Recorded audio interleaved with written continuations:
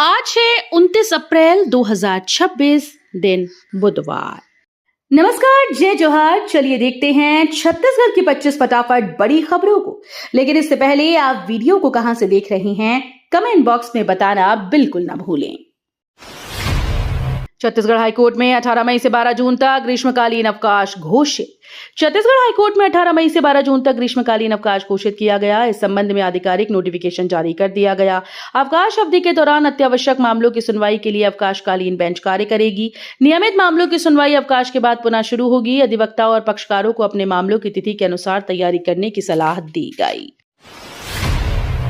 छत्तीसगढ़ विधानसभा विशेष सत्र में कवरेज के लिए केवल महिला पत्रकारों को आमंत्रण। छत्तीसगढ़ विधानसभा के विशेष सत्र में एक अनोखी पहल के तहत केवल महिला पत्रकारों को कवरेज के लिए आमंत्रित किया गया। इस कदम का उद्देश्य महिला सशक्तिकरण को बढ़ावा देना और मीडिया में उनकी भागीदारी को प्रोत्साहित करना है। ये पहल देश भर में चर्चा का विषय बन गई। प्रशासन का मानना है कि इससे महिला पत्रकारों को मंच मिलेगा और उनके योगदान को नई पहचान मिलेगी। छत्तीसगढ़ में गरज चमक के साथ तेज हवाओं का अलर्ट, मौसम बदलेगा करवट। छत्तीसगढ़ में मौसम का मिजाज बदलने वाला है। मौसम विभाग ने मेघ गर्जन, बिजली गिरने और तेज हवाओं का अलर्ट जारी किया। कई जिलों में हवा की रफ्तार 40 से 50 किलोमीटर प्रति घंटे तक पहुंच सकती है, जिससे हल्की बारिश की संभावना है। वहीं लगातार पड़ रही भीषण गर्मी से भी कुछ राहत मिल सकती है और तापमान में 1 से 3 डिग्री तक गिरावट दर्ज होने के आसार हैं। छत्तीसगढ़ में श्रम साथी ऐप लॉन्च, श्रमिकों को घर बैठे रोजगार और योजनाओं का लाभ।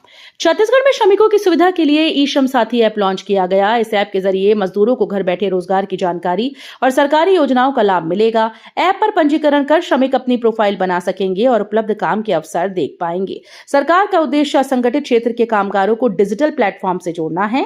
इससे पारदर्शिता बढ़ेगी और जरूरतमंद श्रमिकों तक आयोजनों का लाभ आसानी से पहुंच सकेगा। ग्रेट इंडियन इंटरनेशनल ट्रैवल बाजार 2026 में छत्तीसगढ़ को सर्वश्रेष्ठ उभरता पर्यटन गंतव्य सम्मान। 15वें ग्रेट इंडियन इंटरनेशनल ट्रैवल बाजार 2026 में छत्तीसगढ़ को सर्वश्रेष्ठ उभरता पर्यटन गंतव्य का सम्मान मिला। ये उपलब्धि राज्य के पर्यटन विकास और नई पहल का परिणाम मानी जा रही है। छत्तीसगढ़ के प्राकृतिक सौंदर्य, जलप्रपात, वन्यजीव और सांस्कृतिक धरोहरों ने देश विदेश के पर्यटकों को आकर्षित किया। इस सम्मान से राज्य के पर्यटन को नई पहचान मिलेगी। छत्तीसगढ़ में एआई वीडियो पर सियासी बवाल, भूपेश बघेल के नाम रील वायरल। छत्तीसगढ़ में एआई वीडियो को लेकर सियासी बवाल तेज हो गया। पूर्व मुख्यमंत्री भूपेश बघेल के नाम पर एक रील वायरल होने के बाद मामला गर्मा गया। कांग्रेस ने इसे साजिश बताते हुए कड़ी आपत्ति जताई। शिकायत के बाद पुलिस ने एफआईआर दर्ज कर जांच शुरू कर दी। साइबर टीम वीडियो की सत्यता और स्रोत का पता लगाने में जुटी है। मामले में राजनीतिक माहौल और गर्म हो गया। बैठे करें जनगणना, सरकारी पोर्टल पर 33 सवालों के जवाब देना होगा अनिवार्य। अब जनगणना की प्रक्रिया और आसान हो गई। सरकार ने ऑनलाइन पोर्टल की सुविधा शुरू की, जहां लोग घर बैठे अपनी जानकारी दर्ज कर सकते हैं। इस प्रक्रिया में नागरिकों को कुल 33 सवालों के जवाब देने होंगे, जिनमें परिवार, शिक्षा, रोजगार, आवास से जुड़ी जानकारी शामिल है। सरकार का कहना है कि इससे समय की बचत होगी और डेटा अधिक सटीक। नागरिकों से अपील की गई कि वे सही जानकारी भरें ताकि योजनाओं का लाभ सही लोगों तक पहुंच सके। वन मंत्री केदार कश्यप ने ऑनलाइन स्वगणना पत्रक भरा, नागरिकों से सक्रिय भागीदारी की अपील की। छत्तीसगढ़ के वन मंत्री श्री केदार कश्यप ने ऑनलाइन स्वगणना पत्रक भरकर डिजिटल प्रशासन की दिशा में एक महत्वपूर्ण कदम उठाया। उन्होंने इस पहल के माध्यम से नागरिकों से भी अधिक सहभागिता की अपील की।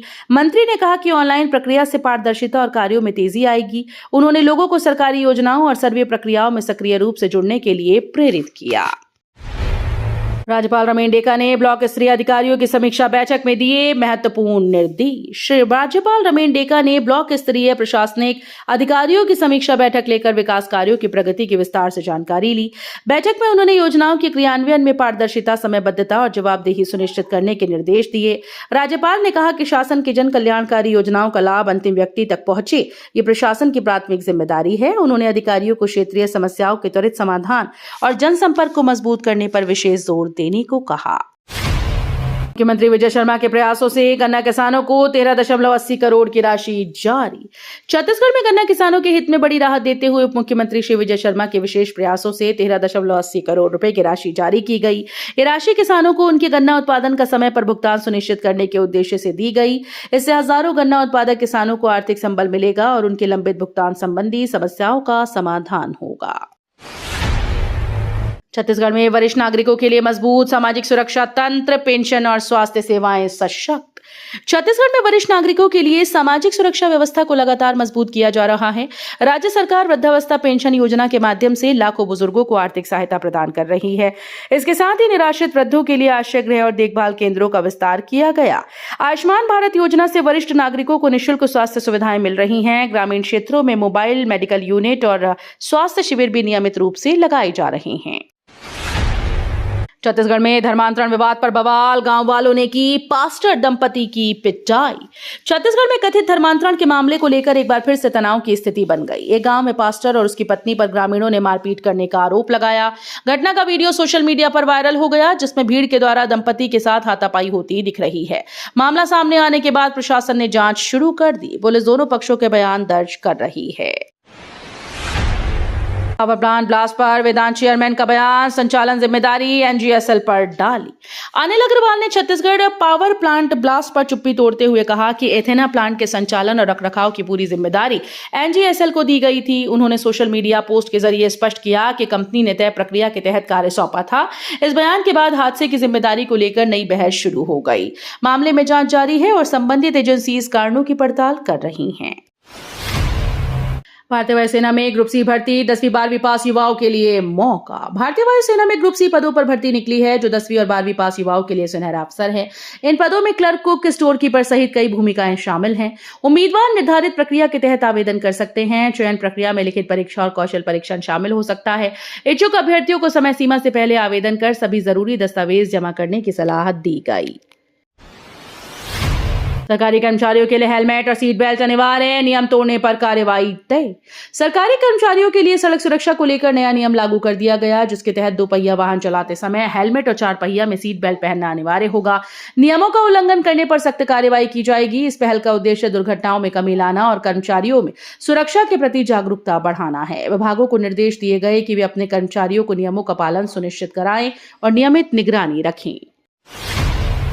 यूरिया का विकल्प बनी हरी खाद, छत्तीसगढ़ में 600 हेक्टेयर में सफल प्रदर्शन। छत्तीसगढ़ में रासायनिक उर्वरक यूरिया के विकल्प के रूप में हरी खाद तेजी से लोकप्रिय हो रही है। कृषि विभाग द्वारा करीब 600 हेक्टेयर क्षेत्र में इसका प्रदर्शन किया गया, जहां सकारात्मक परिणाम सामने आए। हरी खाद मिट्टी की उर्वरता बढ़ाने, नमी बनाए रखने और पर्यावरण संरक्षण में मददगार साबित हो रही है। इससे किसानों की लागत कम हो रही है और उत्पादन में सुधार देखने को मिल रहा है।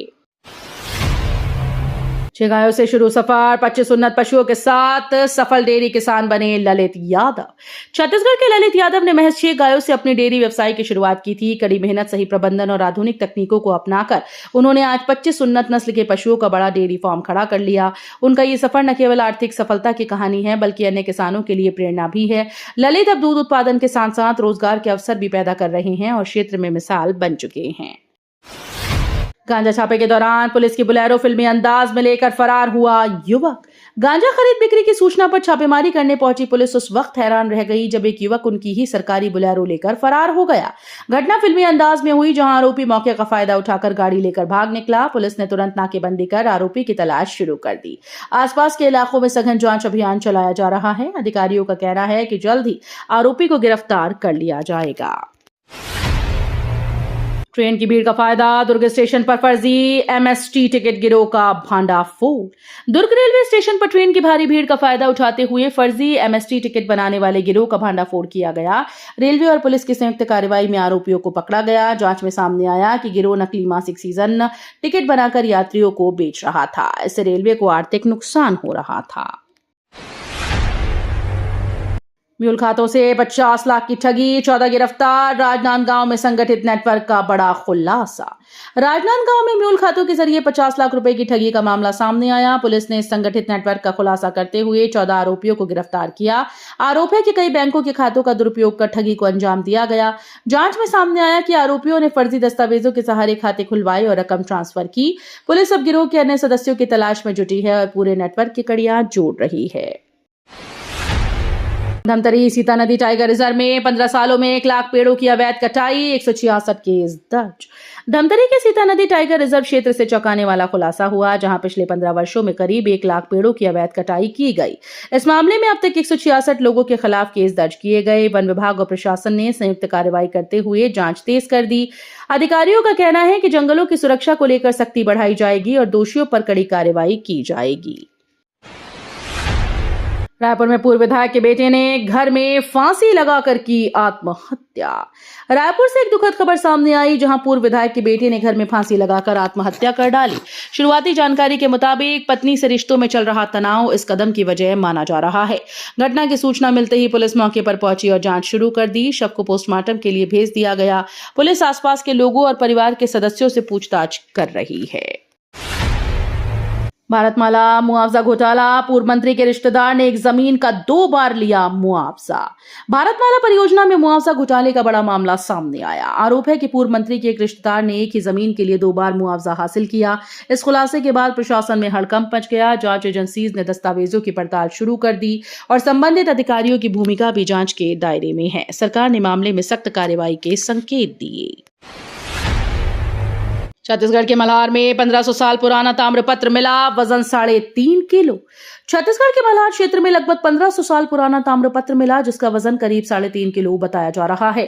पुरातत्वविदों के मुताबिक ये खोज क्षेत्र के प्राचीन इतिहास और प्रशासनिक व्यवस्था पर महत्वपूर्ण जानकारी दे सकती है। ताम्रपत्र में उस समय के शासकों और भूमिदान से जुड़ी जानकारियां होने की संभावना जताई जा रही है। इसे संरक्षण और अध्ययन के लिए पुरातत्व विभाग को सौंपा गया। छत्तीसगढ़ बोर्ड 10वीं 12वीं रिजल्ट आज दोपहर 2:30 बजे होगा जारी। छात्र तैयार रहें। छत्तीसगढ़ माध्यमिक शिक्षा मंडल आज 10वीं और 12वीं का रिजल्ट जारी करने जा रहा है। दोपहर 2:30 बजे के बाद छात्र अपना परिणाम ऑनलाइन देख पाएंगे। रिजल्ट चेक करने के लिए रोल नंबर जरूरी होगा। जैसे ही परिणाम घोषित होगा, वेबसाइट पर भारी ट्रैफिक आ सकता है, इसलिए थोड़ी देर बाद भी कोशिश करें। छात्र अपनी मार्कशीट डाउनलोड कर सुरक्षित रखें। आगे की पढ़ाई और एडमिशन की प्रक्रिया के लिए ये परिणाम बेहद महत्वपूर्ण साबित होगा, इसलिए सभी अपडेट पर नजर बनाए रखें। तो ये थी आज की बड़ी खबरें। अगर आपको न्यूज पसंद आई हो तो वीडियो को लाइक और शेयर करना बिल्कुल ना भूलें। धन्यवाद।